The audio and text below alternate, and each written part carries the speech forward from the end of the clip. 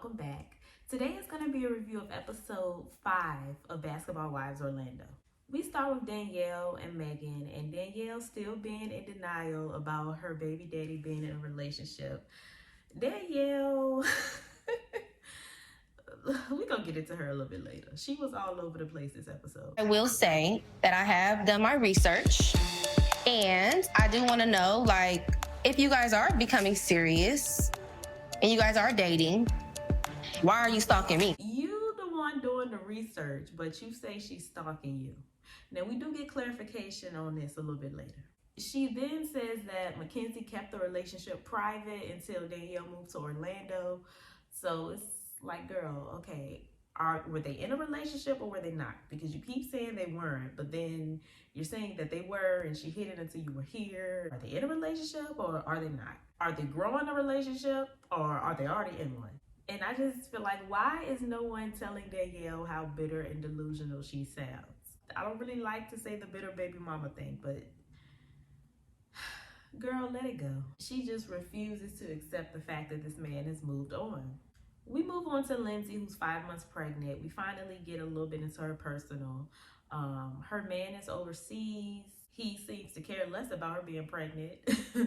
He is not in a rush to get home. It is not a priority of his. So what do you have planned? Just waiting for you to get here and see me and the child. Yeah. I ain't in no rush. I hope that he still is trying to get you to possibly sign late somewhere so that you can be here for the birth. I ain't telling him I wanted to do that. He just seems to not care. Like, what do you mean you're not in a rush to come home and see your pregnant girlfriend? I just could never have a baby with a man who I know is physically not going to be there when I'm pregnant. Like, that has to be a lot. And then on top of that, he just, like I said, he just seems to not care. Like, he ain't in no rush to get back home or nothing. So then we move on to Milan and her teenage sisters, trying to help them stay out of trouble. I mean, yeah, I get the family dynamic, but in my opinion, they being normal teenagers. Teenagers, I don't know. The way that they dress now is different. Not saying that it's right, but they're not like super bad in my opinion. They appear to be, normal teenagers in today's time. And Milan definitely ain't helping. Asking them to go through her bag and leaving her vibrator in there. Aquaphor, a little squirtable. Oh no. Oh my god. I hope I don't think I know what that was. Why am I vibrating in my purse? I do not know. So Danielle and Mackenzie finally have a meeting. And the more Danielle talks about this, the more stupid she looks. Because, up until this episode, she kept saying they're not in a relationship and, he's her man and she's a side chick and all of this. But now you're admitting that you called off the engagement in March and she's been with him since February. Oh, so you did know that they had a relationship. Oh, okay. She's talking to Mackenzie and she's trying to make it seem to Mackenzie that Rashad has been lying to the both of them and going back and forth between the both of them. And Mackenzie is just like, no, he's only been lying to you. So then Danielle admits that they're not together. I've definitely stepped to whoever I need to step to because everybody knows that's my man. Is this your man right now? No, he's no longer. Danielle finally admits that she's not in a relationship with Rashad, which is what I've been saying this whole time. So why are you so mad? And why do you keep trying to prove that y'all are together? She just wasn't making sense. And, Mackenzie is far from innocent in this situation. But Danielle admits that this man is the problem. And he's the one going back and forth between all of them and lying. And he wants polygamy and she didn't want that.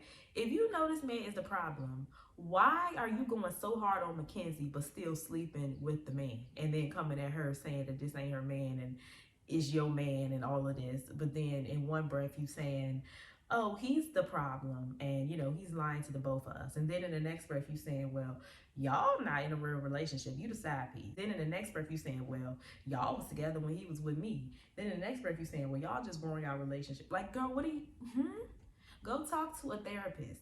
Go talk to God. Go talk to somebody. You need to sort your feelings out because you all over the place. I understand what she's trying to say, but the way you're handling this is all wrong. You're coming at the woman that he's currently with and then still sleeping with the man, knowing that the man is the problem. But you taking all of this out on Mackenzie. So then she asks Mackenzie if she's been around children. And Mackenzie is looking at her like, girl, duh. I said that the last episode. I don't know why you acting shocked. Then they talk about how Mackenzie still checks Danielle's social media to see if they still together. And that's when I'm just like, okay. Mackenzie's not too innocent in this situation. She's not as unbothered as she pretends to be, but at least she has enough sense to not come at Danielle. Like, the way Danielle is handling this is all wrong. So, you know, they just keep getting into it, throwing all types of low blows. It's going nowhere. They calling each other ugly. And Mackenzie walks out, and that's the end of that. I just feel like, you know, the guy is obviously the issue in this situation, but Danielle, if you know this man is a cheater, he gonna cheat on Mackenzie. I mean, he already is. I guess he's still sleeping with you. He cheating on her. Like, it's not gonna last. Just let it be. Don't even keep attacking a girl, because you look crazy. I will say, I do kind of want to see her do an interview or something where she just tells the complete story, because I feel like it's a lot of stuff missing. But again, it's just the way she's going about it. Like, girl, you gotta help me see your side. Like, I'm trying to see your side, but you're not presenting it right. And then Mehgan has a meeting with her mom. Oh boy. Mehgan's mom is a narcissist. Like Mehgan said, everything Mehgan has said about her mom is true. Her mom is a narcissist, and she's obviously very jealous of her. You know, Mehgan is explaining, you know, how she just wants her mom to acknowledge that she made Mehgan feel unwanted because she took care of all of her kids except Mehgan. And, you know, her mom completely dismisses that and starts talking about, well, I did the best that I could. I can acknowledge I can take some of that, but I'm not going to take all of that. Well, you make it seem like I don't love you. That's not the case. It never was the case. You know, I did the very best with what I had. And I can't stand when parents do that. You know, she's not talking about what you did do. She's talking about what you didn't do.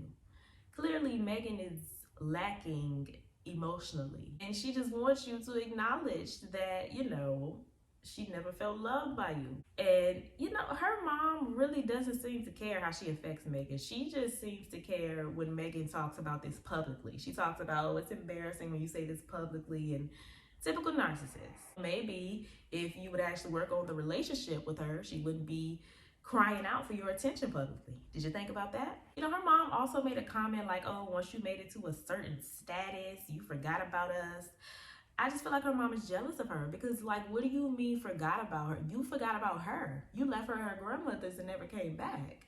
So you can't expect her to have some sort of attachment or emotional feelings for you that were never there in the first place because you never raised her.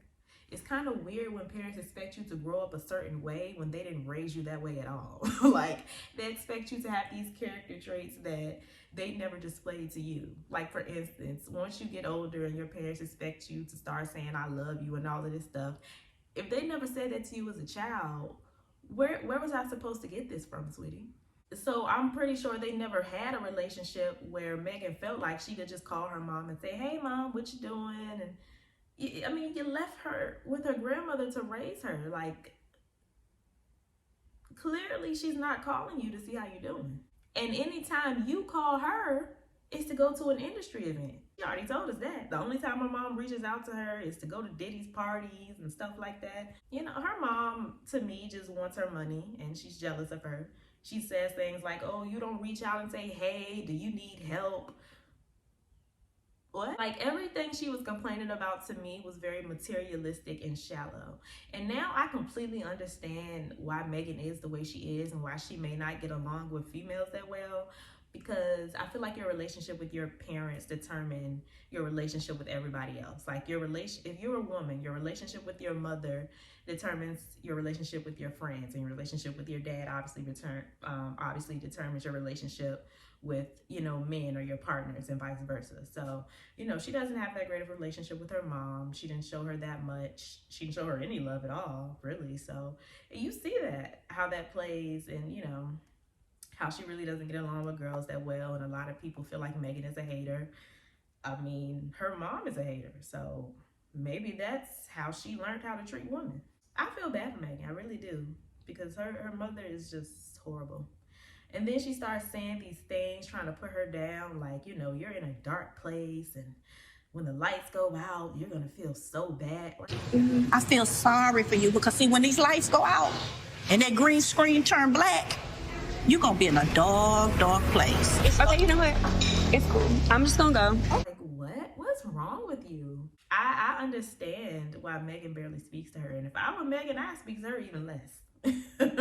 Girl, no more Diddy parties for you. Okay? Don't text me, don't call. Matter of fact, I'm getting a whole new number. DM me. So lastly, Mackenzie is having a birthday party for her daughter. Some of the ladies go. I believe it was just Lindsay, Milan, and Ashley. And then Mehgan, Morgan, and Danielle went out for drinks.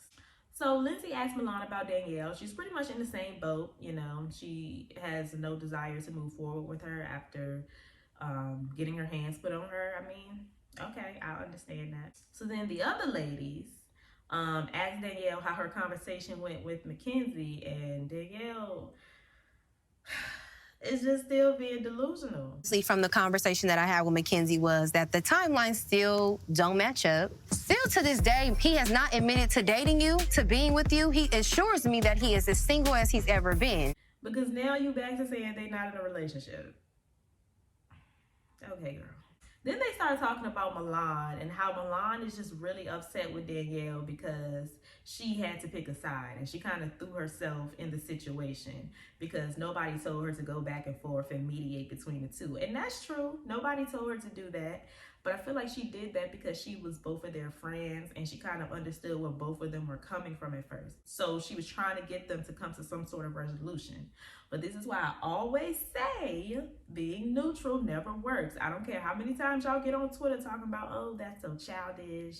It's childish to make you pick a side. It's immature. I'm grown. I can be friends with both. No, you cannot. You're always going to have to pick a side. Whether you pick it or they pick it for you based on your actions. Being the neutral party never works. And the episode ends there. So next week, I guess it's like a little sleepover or something, but we get the situation where Ashley ends up calling the cops on Morgan because Morgan threatens to unalive her. You're a liar. You already threatened to kill me. So it ain't a threat, it's a promise.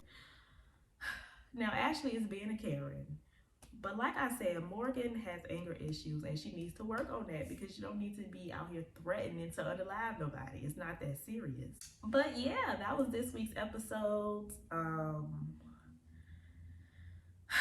I really hate this for Danielle because she's so pretty and I don't want to dislike her, but she just keeps irritating me.